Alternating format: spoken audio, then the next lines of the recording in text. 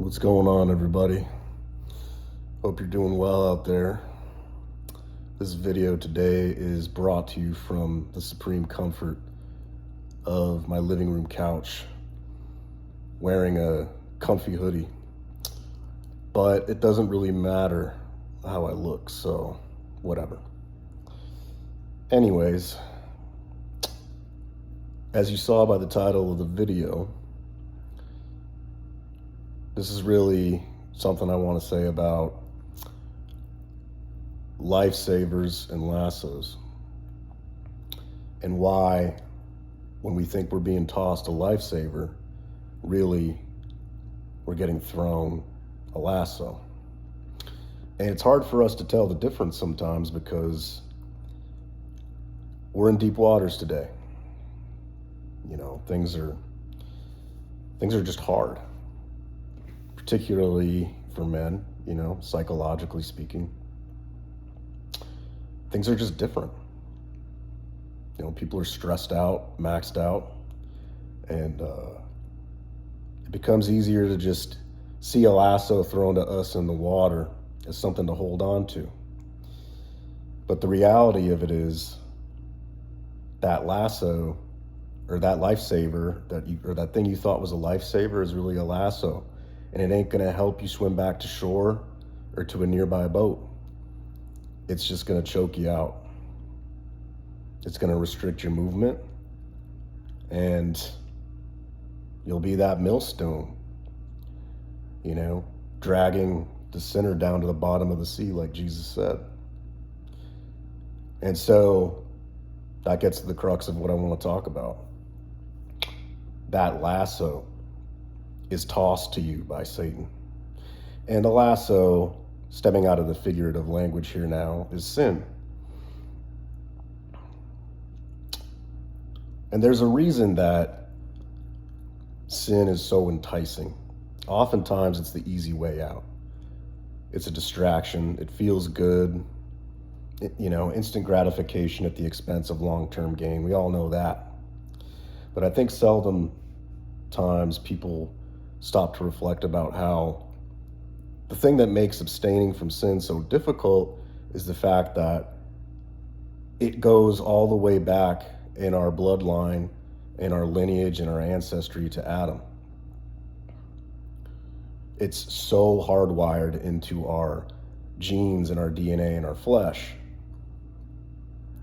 to just do whatever we feel like doing. Because ultimately, at the end of the day, Satan doesn't care what you worship, as long as you're not worshiping God. And he knows that we all have a religious impulse, and none of us is really an atheist anyway. For that reason, we all worship something.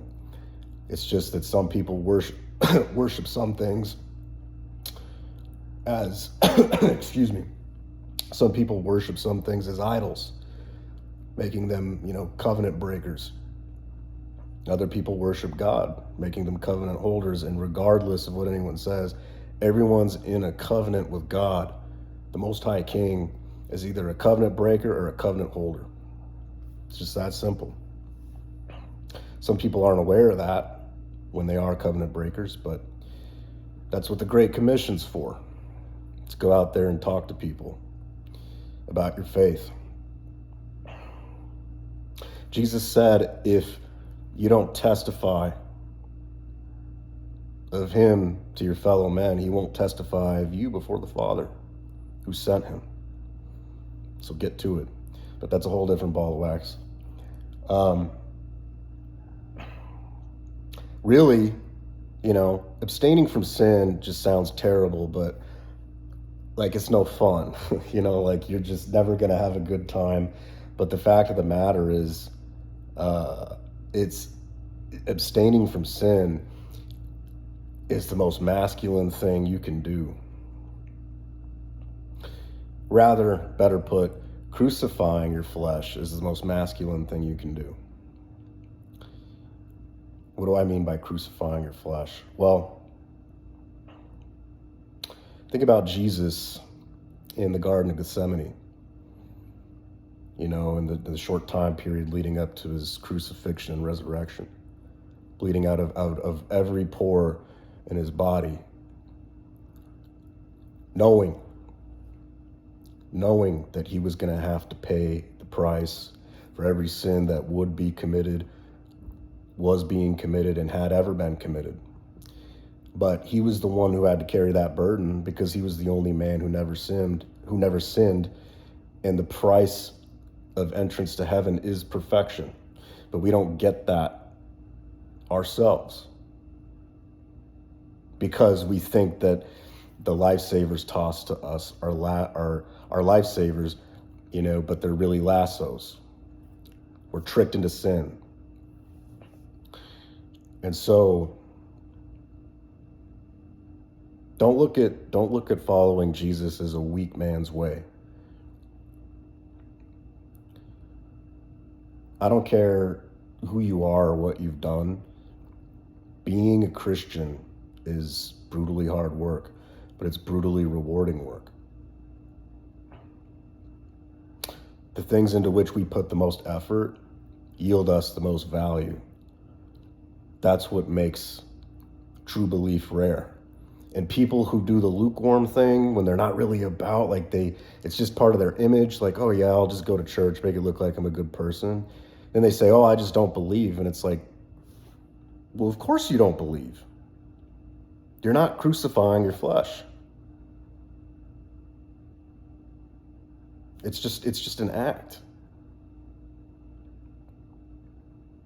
Try doing the right things first and then see how your belief unfolds from there. I promise you it'll be a miraculous thing. A miraculous thing.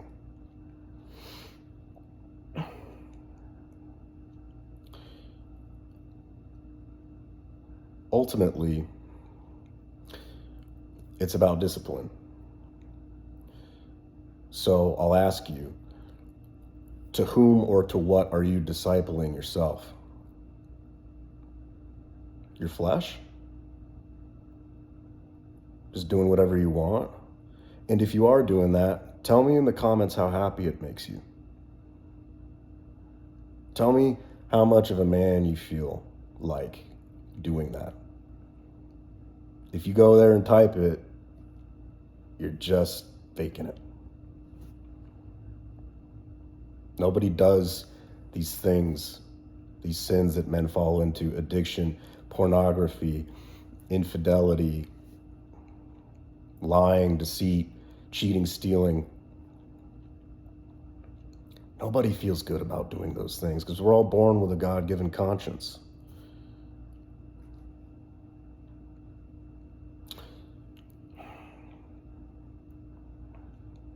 To whom and to what are you discipling yourself?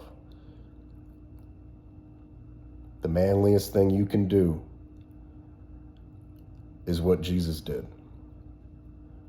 He didn't want to get crucified and tortured in the most horrific spiritual, mental, and physical way imaginable. But he did it in the service of other people. That's masculinity. Don't let these pictures of Jesus, looking like he's wearing lipstick, in some of these churches, like he's just so gentle and accepting, deceive you. That's making a false, graven image out of Jesus Christ. He was the manliest man there is. And he was about love, but he was first and foremost about truth. So stop trying to come up with your own truths and follow the truth. Because Jesus said that's exactly what he is. He said, John 14:6, I believe is the verse. He says, I am the way and I am the truth and I am the life. Nobody comes to the Father but through me. And the way he was able to make that happen is by crucifying his flesh. Now, none of us is the Son of God other than Jesus. So whatever it is that we do to crucify our flesh, yeah, it's not going to save humanity, but it can save the people around you who you interact with. It matters what you do. Don't ever get tricked by the enemy into thinking that what you do doesn't matter. I promise you that it does. I promise you that it does. Even if it doesn't matter to somebody else, it matters to God, and it matters to how you feel about yourself. And if you don't have that personal private victory going for you inside your heart, in your mind, and in your conscience, knowing you're walking the right way, doesn't matter what you do, man. Doesn't matter what you do. Doesn't matter what you do. If you're not doing that, if you're not crucifying your flesh, you'll never know how big of an impact you can have. And let me tell you, when you do it enough, when you crucify your flesh enough, when you truly follow Jesus, that's what following Jesus is, by the way. It's crucifying your flesh. It's not going to church. It's not reading your Bible. Those things help, but it's really about crucifying your flesh. That's where the rubber hits the road. When you do that, then you're going to start seeing results. Then you're going to start hearing God's voice. So my hope and my encouragement for you, if you've got this far in the video, is that you remember masculinity isn't about doing everything you want and getting everything you want that the enemy promises us. Power, wealth, fame. You can have those things, great. There's nothing wrong with that. But if you do, the right things for the wrong reasons, it's just not going to be the same.